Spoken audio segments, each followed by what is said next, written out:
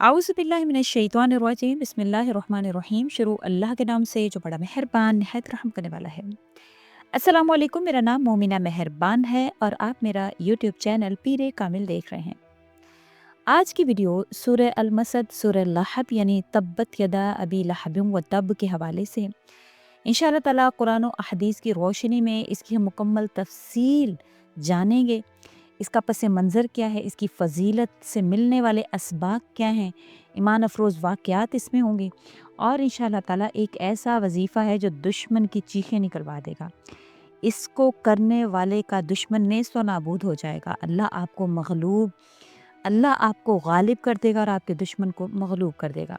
आपने वीडियो को एंड तक देखना है। उससे पहले मैं तमाम सुनने वालों से गुजारिश करना चाहूँगी कि कमेंट में अपना नाम लाज़मी लिखते हैं। जो कमेंट में अपना नाम लिखेंगे उसको फ़ौरन से वजीफ़ा की इजाज़त होगी। ये इन चंद सूरतों में से है जिनमें बराह रास्त एक शख्स अबू लहब और इसकी बीवी की मज़म्मत की गई हो, क्योंकि इन्होंने इस्लाम के पैगाम को झुटलाया और नबी करीम सल्लल्लाहु अलैहि वसल्लम को एज़ा पहुँचाई। हज़रत अब्दुल मुत्तलिब के बेटे अबू लहब हज़रत सल्लल्लाहु अलैहि वसल्लम के चचा थे, मगर दुश्मनी में सबसे आगे थे। जब हज़रत सल्लल्लाहु अलैहि वसल्लम ने सफ़ा पहाड़ी पर खड़े होकर इस्लाम की दावत दी तो अबू लहब ने कहा, तबालकाल हाज़ल दावतना, यानी तबाह हो तू, क्या इसलिए तूने हमें यहाँ पर बुलाया है। जब आप सल्लल्लाहु अलैहि वसल्लम ने फरमाया कि मैं तुम्हें डराता हूँ उस लश्कर से जो तुम्हारी तरफ आ रहा है। इसके जवाब में जब उसने आप सल्लल्लाहु अलैहि वसल्लम को ये कहा तो उसके जवाब में ये सूरत नाजिल हुई और ऐलान हुआ कि अबू लहब और इसकी बीवी दोनों जहन्नुम का ईंधन होंगे।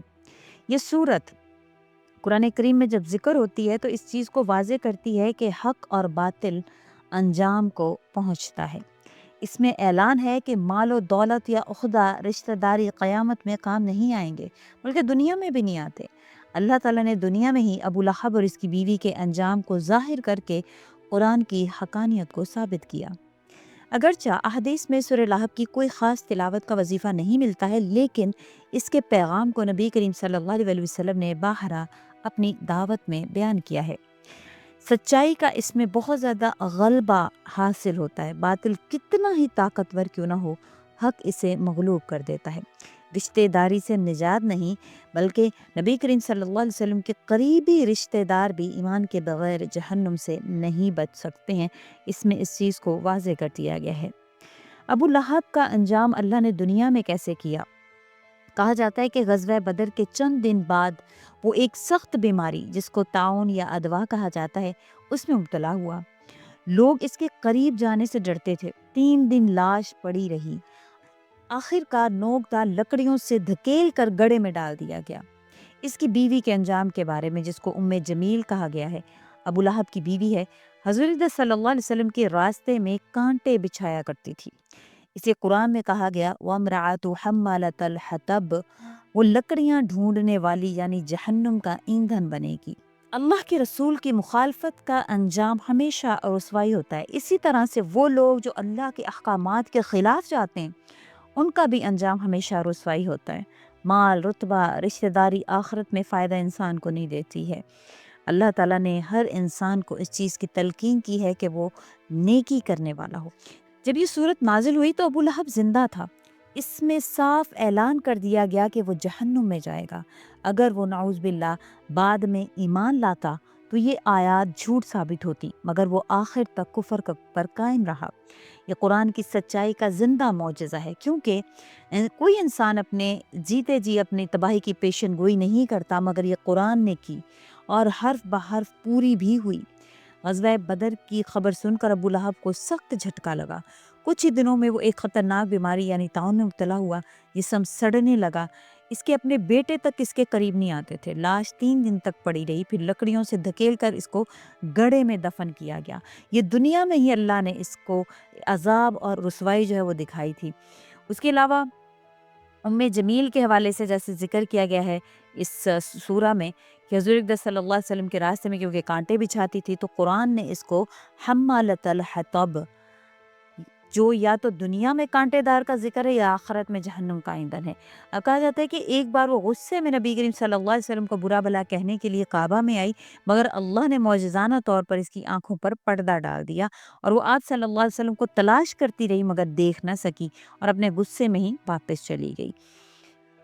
اب اس کا وظیفہ جو میں آپ سے ذکر کرنا چاہ رہی تھی کہ سورہ لہب کا، اس کو نوٹ آؤٹ کر لیجئے کہ کس طرح سے آپ نے کرنا ہے اپنے دشمن کے حوالے سے، جو آپ کا دشمن بھی اسی طرح سے ذلیل و رسوا ہو جس طرح سے اللہ نے ابو لہب کو ذلیل و رسوا کیا۔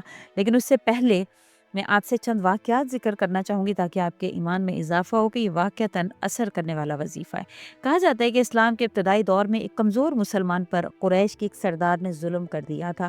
وہ شخص روزانہ سورہ لہب پڑھ کر اللہ سے دعا کرتا، یا اللہ جس طرح تو نے ابو لہب کو ذلیل کیا میرے دشمن کو بھی ذلیل کر دے۔ کہا جاتا ہے کہ کچھ ہی مہینوں میں اس کا دشمن اپنے ہی قبیلے کے جھگڑوں میں ذلیل ہوا اور اپنی طاقت کو بیٹھا، اور وہ مظلوم شخص کہتا تھا، جب بھی میرا دل کمزور پڑتا میں سورہ لہب پڑھ کر یقین پختہ کرتا کہ میرا رب ظالم کو رسوا کر دیتا ہے۔ برے صغیر میں ایک بیوہ عورت کی زمین پر گاؤں کے کچھ لوگوں نے قبضہ کرنا چاہا۔ اس عورت نے روزانہ عشاء کے بعد 7 مرتبہ سورہ لہب پڑھ کر اللہ سے فریاد کی۔ چند ہی دنوں میں وہ لوگ آپس میں جھگڑ پڑے اور زمین واپس عورت کو مل گئی۔ اس عورت نے کہا کہ مجھے لگا جیسے سورہ لہب میرے لیے دشمنوں کے خلاف ایک ڈھال بن گئی ہے، اللہ میری مدد ضرور کرے گا۔ کراچی کے ایک دکاندار کو ایک حاسد شخص بار بار نقصان پہنچانے کی کوشش کرتا تھا۔ کسی بزرگ نے اسے بتایا کہ فجر کے بعد سورہ لہب 3 مرتبہ پڑھ کر دعا کرے۔ چند ہفتوں میں وہ حاسد شخص خود کاروبار میں نقصان کا شکار ہوا اور دکاندار کو سکون مل گیا۔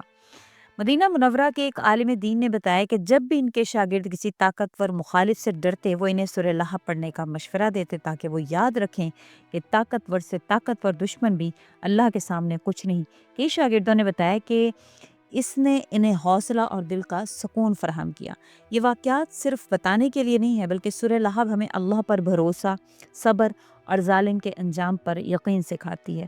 اصل مدد اللہ کی طرف سے آتی ہے اور یہ سورہ ہمیں یقین دلاتی ہے۔ ایک نوجوان پر جھوٹا الزام لگا کر اسے قید کر دیا گیا تھا۔ جیل میں ایک پرانے قیدی نے اسے بتایا کہ رات کو تہجد کے وقت سورہ لہب 11 مرتبہ پڑھ کر اللہ سے فریاد کیا کرو۔ چند ہفتوں بعد اصل مجرم پکڑا گیا اور نوجوان کو عزت کے ساتھ رہا کر دیا گیا، اور وہ کہتا تھا، سورہ لہب مجھے یہ یقین دلاتی ہے کہ ظالم ہمیشہ ہارتا ہے۔ لاہور کے خاندان میں زمین کے جھگڑے پر رشتہ دار ایک دوسرے کے سخت مخالف ہو گئے۔ خاندان کی ایک نیک عورت نے 40 دن تک روزانہ سورہ لہب 7 مرتبہ پڑھ کر دعا کی، یا اللہ حق والے کو حق دلا، باطل کو ختم کر دے۔ 40ویں دن فیصلہ ان کے حق میں ہوا اور مخالف خود شرمندہ ہو کر معافی مانگنے لگا۔ اسی طرح ایک کسان کا واقعہ ذکر کیا جاتا ہے کہ ایک کسان کے کھیت میں بار بار کوئی رات کے وقت نقصان کرتا تھا۔ کسان نے فجر کے بعد سورہ لہب اور سورہ فلق ملا کر پڑھنا شروع کر دی۔ کچھ دن بعد پتہ چلا کہ نقصان کرنے والا شخص بیمار ہو کر کھیتوں میں آنے کے قابل ہی نہیں رہا۔ کسان نے کہا، یہ اللہ کی طرف سے بدلہ ہے، میں نے صرف اپنے دفاع کے لیے اللہ سے دعا کی تھی۔ جب مکہ میں یہ سورہ نازل ہوئی تو مسلمانوں کا حوصلہ بڑھ گیا۔ وہ جان گئے کہ اللہ نے خود ابو لہب کے انجام کا اعلان کر دیا ہے، چاہے وہ کتنا ہی طاقتور کیوں نہ ہو۔ مسلمان ایک دوسرے سے کہتے تھے، دیکھو ہمارا رب ہمارے دشمن کا انجام بھی بتا رہا ہے، یقیناً ہماری جیت ہوگی۔ اسی طرح ایک عورت کے حوالے سے کہا جاتا ہے کہ اس کا شوہر اس کو سخت مارتا تھا، ستاتا تھا۔ اس نے ایک بزرگ سے مشورہ لیا، انہوں نے کہا کہ عشاء کے بعد سورہ لہب 3 مرتبہ پڑھ کر حسبنا اللہ و نعم الوکیل 7 مرتبہ پڑھو۔ چند دنوں میں شوہر کا رویہ بدل گیا اور وہ نرم مزاج ہو گیا۔ یہ تمام تر واقعات ہمیں اللہ پر یقین کو کامل کرنے میں اور بڑھانے میں اللہ پر یقین کو بہت زیادہ فائدہ دیتے ہیں۔ آپ نے کرنا کیا ہے؟ بعد نماز فجر یا عشاء دونوں میں سے کوئی بھی وقت جو آپ کو مناسب لگے، موزوں لگے، آپ نے اس میں یہ وظیفہ کرنا ہے۔ باوضو ہو کر آپ نے قبلہ رخ ہو کر بیٹھ جانا ہے اور سورہ لہب آپ نے 7 مرتبہ پڑھنی ہے، اول و آخر ایک مرتبہ درود شریف کے ساتھ۔ اس کے بعد اللہ تعالیٰ سے آپ نے دعا کرنی ہے، اللہ تعالیٰ جس طرح چاہے مجھے اس کے شر سے بچا لے، یا اللہ پاک جس طرح تو نے ابو لہب کو انجام کو پہنچایا، میرے دشمن کو بھی انجام کو پہنچا۔ اور آخر میں آپ نے 3 مرتبہ سورہ فلق اور سورہ والناس پڑھ کر اپنے اوپر بھی دم کرنا ہے۔ سورہ فلق سورہ والناس سے یہ ہوگا کہ آپ کی جو ہے نا حصار ہو جائے گا، آپ کے اوپر حفاظت ہو جائے گی اس چیز کی۔ لہب کا جو وظیفہ ہے وہ دشمن کے لیے کرنا ہے، سورہ فلق سورہ والناس آپ نے اپنے اوپر پڑھنی ہے۔ اور اس کے علاوہ چلتے پھرتے اٹھتے بیٹھتے حسبنا اللہ و نعم الوکیل آپ نے ضرور پڑھنا ہے، اللہ تعالیٰ سے دعا کرنی ہے کہ یا اللہ میرے لیے آپ ہی کافی ہیں، میں جو وظیفہ کر رہا ہوں، جو میں عمل کر رہا ہوں، اس میں اثر آپ ہی ڈالیے انشاءاللہ تعالیٰ۔ تمام سننے والوں سے گزارش ہے کہ سورہ لہب کو صرف ایک ابو لہب کی کہانی نہ سمجھیں، یہ اور اس انسان کے لیے کائنہ ہے جو حق کے مقابل آتا ہے، جو ظلم کرتا ہے، جو کمزور کو ستاتا ہے، جو اپنی طاقت، دولت یا رشتے پر گھمنڈ کرتا ہے۔ یہ صورت ہمیں بتاتی ہے کہ دنیا کا سب سے طاقتور دشمن بھی اللہ کے حکم کے آگے مٹی کا ایک ذرہ ہے۔ ابو لہب حضور اقدس صلی اللہ علیہ وسلم کا سگا چچا تھا، دولت مند تھا، قبیلے میں با اثر اور رسوخ رکھنے والا تھا، لیکن جب اس نے اللہ کے رسول کو ایذا دی تو رب نے آسمان سے فیصلہ سنا دیا، تبت یدا ابی لہب و تب، ٹوٹ جائیں ابو لہب کے دونوں ہاتھ اور وہ ہلاک ہو گیا۔ اس ایک اعلان نے مکہ والوں کو دکھا دیا کہ اب اللہ کا حکم اتر گیا اور دنیا کی کوئی طاقت اسے بدل نہیں سکتی، نہ مال بچا، نہ اولاد، نہ عزت، سب کچھ ختم ہو کے رہ گیا۔ یہ پیغام آج بھی ہمارے لیے زندہ ہے۔ اگر آپ حق پر ہیں تو گھبرائیں نہیں، صبر کریں، دعا کریں، اللہ پر بھروسہ رکھیں، یاد رکھیں ظلم ہمیشہ ختم ہوتا ہے، باطل ہمیشہ ذلیل و رسوا ہوتا ہے، اور حق ہمیشہ غالب آتا ہے۔ اور کوئی آپ کا دشمن ہے، آپ کو تنگ کرتا ہے، آپ پر ظلم کرتا ہے تو بدلہ لینے میں وقت ضائع نہ کریں، اپنا معاملہ اللہ کے سپرد کریں، وہی بہترین بدلہ لینے والا ہے۔ یقین رکھیں جس طرح ابو لہب کی طاقت کو اللہ نے مٹی میں ملا دیا، ویسے ہی ہر ظالم کا غرور ایک دن ٹوٹ جانا ہے، اور جب اللہ بدلہ لیتا ہے تو ایسا بدلہ لیتا ہے کہ دنیا دیکھتی رہ جاتی ہے۔ اور ہم آخر میں یہ دعا اللہ سے مانگیں گے، حسبنا اللہ و نعم الوکیل، نعم المولا و نعم النصیر، کہ اللہ میرے لیے آپ ہی کافی ہیں، بہترین کارساز ہیں، بہترین دوست ہیں، بہترین مددگار ہیں، یا اللہ آپ ہماری مدد فرمائیے۔ بے شک امید کرتی ہوں آپ کو ویڈیو اچھی لگی ہوگی، اچھی لگی ہے تو لائک کریں، شیئر کریں، اور میرے چینل کو سبسکرائب بھی ضرور کر دیں۔ اس کے ساتھ اجازت چاہوں گی، اللہ حافظ۔